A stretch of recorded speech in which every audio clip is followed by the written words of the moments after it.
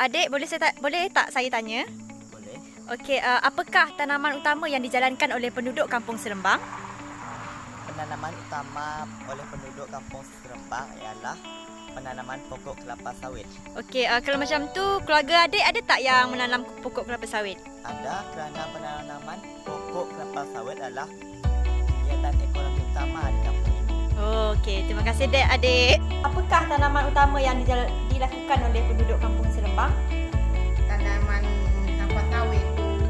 Okey, kalau macam tu, makcik ada tak yang menanam kelapa sawit? Ada 3 ekar. 3 ekar. Oh, okey. Jadi macam mana kelapa sawit tu makcik? Adakah membantu dari segi kewangan? Sangat membantu. Membantu. Okey, kalau satu bulan tu makcik boleh dapat berapa? Ekor harga sawit tanah. Oh, okey. Kalau yang terkini satu tan berapa? Yang terkini 4. Kalau di sini 4,60. Terima kasih makcik.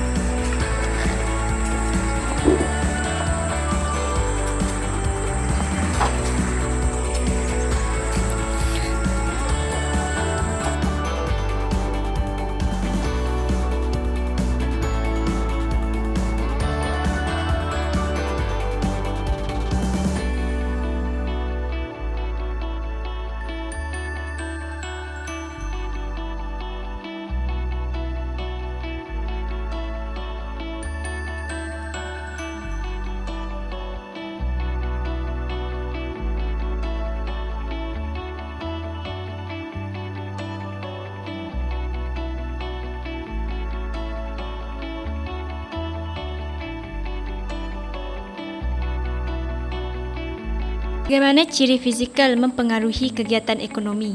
Yang pertama ialah bentuk muka bumi.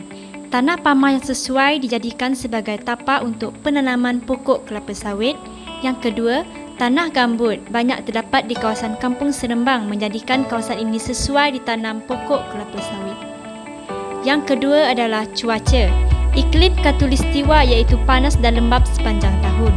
Suhu yang sederhana, panas dan hujan menggalakkan lagi penanaman pokok kelapa sawit di sekitar Kampung Serembang.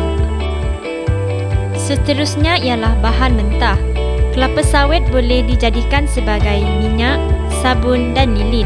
Selain itu, kawasan Kampung Serembang juga mempunyai hutan yang tebal dan secara tidak langsung bahan mentah seperti kayu balak, sumber makanan, rotan dan sebagainya boleh didapati.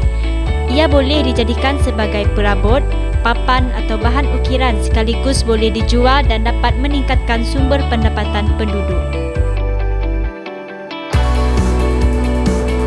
Bagaimana latar belakang sosial penduduk setempat mempengaruhi kegiatan ekonomi? Yang pertama, penduduk di sekitar kawasan Kampung Serembang menjalankan kegiatan ekonomi utama iaitu penanaman pokok kelapa sawit. Setelah melakukan survei secara lawa, ini adalah pekerjaan penduduk Kampung Serembang. Berdasarkan catatan yang terdapat pada slide, berikut ialah pekerjaan penduduk di Kampung Serembang. Boleh dilihat sebanyak 50% merupakan buruh, 36% kerajaan dan 14% adalah pekerja swasta. Yang kedua ialah mewujudkan peluang pekerjaan. Bentuk muka bumi di Malaysia yang tidak sama memungkinkan terdapat perbezaan kegiatan ekonomi yang sekaligus menjadi sumber pekerjaan penduduk untuk menjana pendapatan.